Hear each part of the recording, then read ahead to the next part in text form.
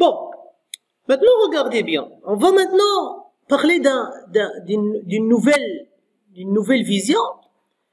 On va travailler maintenant ici, d'accord? On va travailler là, avec un nouvel élément. Alors, le nouveau élément, bien sûr, lui aussi, c'est très bien.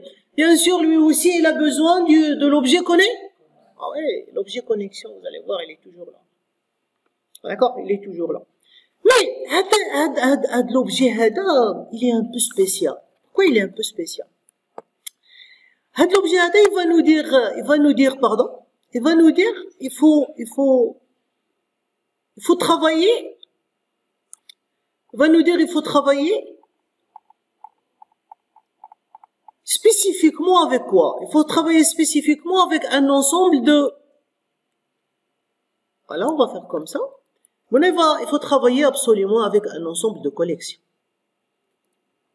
Ça veut dire, vous avez client, vous avez un ensemble de collections. Une collection quoi? Alors, je vais changer de couleur. Vous avez une collection de clients. Et non. Vous avez une collection de clients. Vous avez une classe commande. Alors ici, vous avez une collection de quoi? Une collection de commandes. Vous avez une classe produit. Et là, vous avez une collection de produits. Et la chose, ça c'est quelque chose qui nécessite pas beaucoup d'efforts pour la comprendre. Parce que un homme une application et je parle d'étudiants. Mais quand je gère un seul étudiant, je gère quoi? Plusieurs étudiants, collection. Je parle de enseignants. Je ne parle pas d'un seul enseignant, je parle de plusieurs enseignants, donc collection. Ok? Mais il faut toujours se dire, entre les collections, entre les objets de les collections, vous avez quoi? Vous avez des liaisons. هنا je parle de la collection تاع les clients. هاد les clients عندهم علاقة مع la collection تاع les commandes. La commande عندها علاقة مع la collection تاع les produits. Ça veut dire les objets, ils ont des liaisons entre eux. Ça va jusque là? Donc, il faut faire attention. Bon, je vais juste faire le petit dessin هنايا, juste pour éclaircir quelque chose, mais ça peut nous prendre un peu de temps. Alors voilà, regardez, si je vais le concept tout à l'heure. هذه c'est client, avec S, وهذه c'est commande avec S. Donc, شنو عندنا؟ un client, ça là, dans la collection, on dit le premier client. Premier client, son numéro c'est 1. Et son nom c'est Gilani. C'est ça? شنو قلنا عندنا à l'intérieur? D'accord? شنو عندنا à l'intérieur? On a une collection. تعمل هنا nous avons une collection de quoi? Une collection de commandes. Mais non! Il a tracé, si on trace de la façon, on commence déjà à tracer un traçage faux. On va revenir à la cliente de l'année dernière. La cliente de l'année dernière qui dit quoi? La cliente de l'année dernière qui dit ça. Voilà, je vais retracer de nouveau. D'accord? La cliente de l'année dernière, elle nous dit, voilà, elle nous dit, c'est pas ça. C'est pas comme ça que tu dois faire. Tu dois faire comme ça. Maintenant, c'est vrai qu'on a une collection de les clients. Ou c'est vrai qu'on a une collection de les commandes. هذه c'est client وهذه c'est commande. وهنا شنو عندنا؟ عندنا les cases نتاع la collection. Mais si vous vous rappelez, جينا قلنا غادي يكون عندنا un objet client, instance de la classe client. وهنا d'accord, هاد la cellule شكون يفكرني؟ Voilà, s'il vous plaît, la référence. وهنا عندكم numéro 1 زيد وعندكم جيلاني d'accord وعندكم une collection حقيقة حتى كان خصني نرسمها على برا حيت هي سي ان اوبجي c'est ça? Et à côté, vous avez quoi? Vous avez un autre objet client. Ou hadi, qu'est-ce qu'elle fait? Hadi, elle fait la référence, et ainsi de suite, yak. Ou qu'est-ce que nous avons? Ça, c'est commande. Commande, c'est la même chose. Là, vous avez un objet. Quel objet? Commande. Yak. Hadi, la commande numéro 15. La date de la commande, c'est le 13/3/21. وشنو عندنا هنايا؟ عندنا واحد l'objet سميتو client ولا objet client. Et supposons هذه c'est la commande de, supposons que ça c'est une commande de Gilali. ياك؟ يعني هذا le nom de l'objet. هذا le nom de l'objet. Il fait référence على من؟ Il fait référence على هذا l'objet. يعني pour ne pas se dire que غادي يكون عندي هنا un objet client. Ou puisque c'est la commande ديال Gilali, à l'intérieur, je vais avoir un objet. C'est pour ça, l'année dernière, j'insistais beaucoup sur quoi? J'insistais beaucoup sur la référence. Par exemple, imaginons que, voilà, une autre commande, une autre commande, ou une autre commande, ou une autre commande. Supposons que et ce sont les commandes de Gilali. شنو قلتوا لي هاد لا collection c'est quoi? La collection des commandes de qui? De Gilali. Ça veut dire la première case هادي elle va faire référence sur quoi? Sur هاد l'objet. وهادي elle va faire référence sur هاد l'objet. وهادي elle va faire référence sur هاد l'objet. Faut comprendre ça. Sinon ce qui va venir après, d'accord, غادي يربشكم et vous allez être embrouillés. Il faut se dire, يعني واحد l'objet commande, il existe combien de fois? Une seule fois. وشحال عليه ديال les références غادي يقدروا يكونوا عليه بزاف نتاع plusieurs références. L'objet client Gilali, il existe combien de fois? Une fois. وشحال عليه ديال les références غادي يكونوا عليه plusieurs références. Maintenant on peut revenir ici. Pour revenir là. Et non, le nouveau concept ديالنا كيقول لك اودي شوف, qu'est-ce que tu vas avoir في la mémoire? Tu vas avoir des collections. D'accord? Ou في les collections, tu vas travailler le creux ديالك فاش? في les collections. Si on fait un petit rappel على le creux de collection parce qu'on l'a vu l'année dernière. Comment on fait pour ajouter dans une collection? On utilise quoi? Le nom de la collection, point add, entre parenthèses l'objet. On fait quoi pour supprimer? Oui, on fait le nom de la collection, point remove. Bon, je sais que vous avez remove at, on va pas travailler avec remove at. Ou là, à l'intérieur de remove, vous avez là l'objet. C'est quoi modifier? Je l'ai modifié. Modifier, c'est que تكون داير référence على un objet. Par exemple, عندي un nom d'objet OC تكون داير هنا et tu vas commencer à écraser les données باش OC point la property id شي حاجة reçoit quelque chose et ainsi de suite. C'est ça modifier. C'est ça ce que nous avons vu sur les collections. ياك c'est ça. راها مازال كاينة في la playlist تاع l'année dernière. Modifier dans une collection, ça reste la même chose. Et maintenant, vous savez que pour faire rechercher, vous avez besoin de quoi? Ça y est, on oublie les for each. Vous avez besoin de, et vous allez voir link. Il y a plusieurs façons d'écrire link, d'accord? Il suffit. J'espère que la même chose. Vous êtes déjà initié sur les requêtes de SQL et ça va vous aider à comprendre rapidement. Je vais vous donner quelques références, quelques démonstrations, je vais vous donner des exemples. Nous deux écritures différentes. On va écrire la première façon, elle s'appelle méthode query ou kaina la méthode, je me rappelle plus, donc kaina link méthode ou une link query, je pense. D'accord? Vous avez la link méthode et vous avez link link query, on va voir deux écritures sympathiques. La première, on a déjà vu le dataset type pair. C'est-à-dire que c'est la première méthode. Et vous avez une autre méthode qui utilise ce qu'on appelle les écritures lambda. Lambda, L-A-M, d'accord, lambda, BDA. Hein, vous allez voir, c'est, comme un petit peu quelques notions quand on a fait link to dataset. Et quand on va faire maintenant le link to entity, de toute façon, vous avez link to object, link to entity, link to dataset, link to SQL, to XML, etc. هما كاملين ils se basent sur la même façon, la même écriture. واللي كيتبدل غير la source de données, d'accord, avec laquelle on va travailler, c'est elle qui change. Donc, si on revient là, maintenant, qu'est-ce qu'on va faire?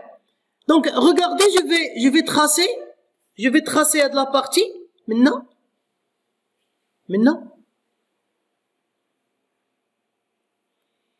Et je vais vous dire que maintenant, toute cette partie, d'accord, toute cette partie pour vous, هذه la partie بالنسبة لكم كاملة, elle est masquée. Ça veut dire qu'elle est masquée. Comment ça fait? Vous allez plus vous préoccuper de ce qui se passe maintenant. Ça veut dire que vous allez ajouter un objet dans la collection des clients. L'objet que vous avez ajouté dans la collection des clients, il va être ajouté automatiquement dans la table client. Maintenant, si je fais un client, ça veut dire que c'est une table.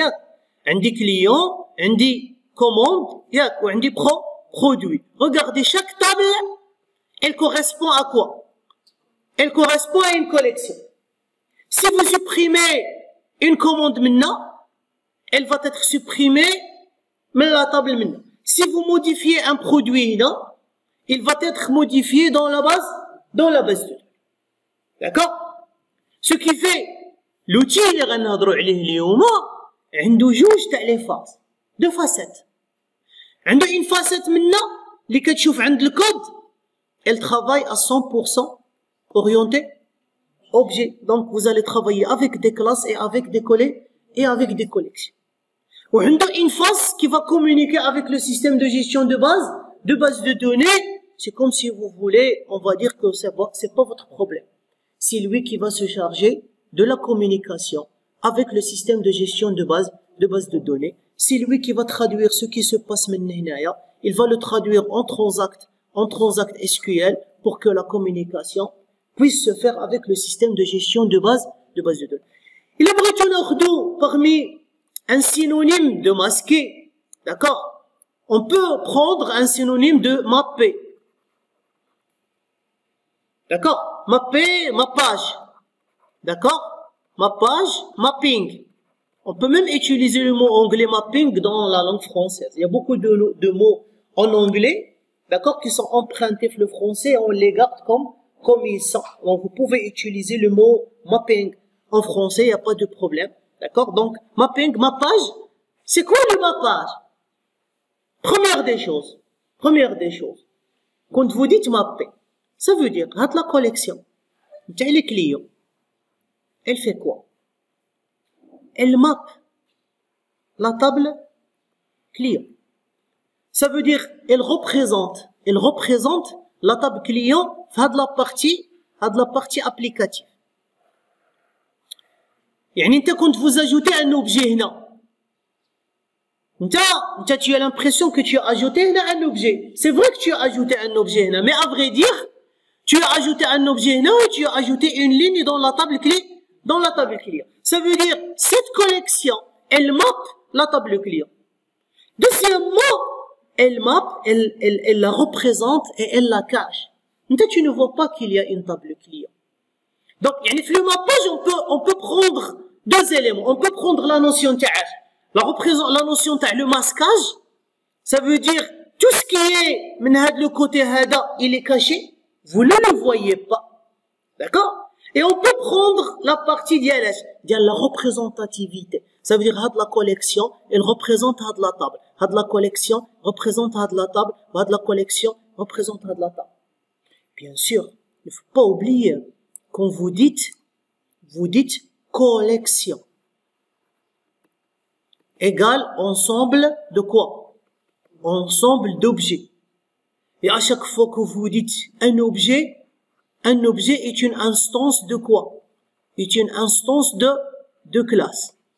Et quand vous me parlez d'une collection de clients, vous êtes obligé d'avoir une classe client. Vous me parlez d'une collection de commandes, vous êtes obligé de me parler de quoi? De la classe commande et ainsi de suite. Ça va jusque-là? C'est bien. Ce qui fait que l'élément avec lequel nous allons travailler, c'est un élément qui est wahada. Ça veut dire wahada. Il a deux faces. Il travaille orienté objet. C'est ça? Oui ou non? Donc, il y a la notion de objet kaina. Est-ce que entre les objets vous avez des liens? Est-ce que entre les objets vous avez des relations? La notion de R kaina. Est-ce que on a la notion de mappage? La représentativité et le masquage? Oui. Il y a la notion de M et L. D'accord? Alors là, vous parlez de l'utilisation d'un ORM, d'accord, object relationnel, relationnel, d'accord, mapping. Vous pouvez faire une traduction en français, mapping des objets relationnels ou mappage des objets relationnels. D'accord? Donc, les trois éléments ORM, ils sont là, d'accord? Ils sont là, il faut savoir pourquoi object, pourquoi relationnel, pourquoi mapping. D'accord? Bien sûr, sur .NET, l'ORM le plus sollicité, le plus utilisé, le plus connu, c'est Entity Framework. Bien sûr, vous pouvez, il y a d'autres ORM qu'on peut utiliser, par exemple,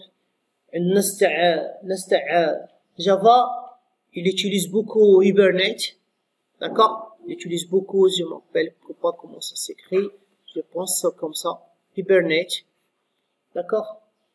Et même qu'il y a la version Hibernate qui fonctionne sur .NET, d'accord, je me rappelle plus comment il s'appelle, chez Haja Hibernate, qui fonctionne aussi sur .NET, d'accord? Donc ça. Alors, on va aussi arrêter cette vidéo à ce niveau-là parce que il nous reste une dernière partie, d'accord, à laquelle il faut répondre. C'est que maintenant, nous allons toujours avoir deux éléments. Et quand on va travailler avec un ORM, quand on va travailler avec Entity Framework, nous avons deux éléments. Lesquels? Bien sûr, base de données, elle est toujours là. Ok? Et vous avez toutes vos collections. Je dis bien toutes les collections, je parle pas des classes. Chaque classe va être créée à part, dans son fichier .cs. Mais je parle de toutes les collections, ils seront regroupés dans un environnement, dans une classe, qui s'appelle, qu'on va appeler un DB contexte.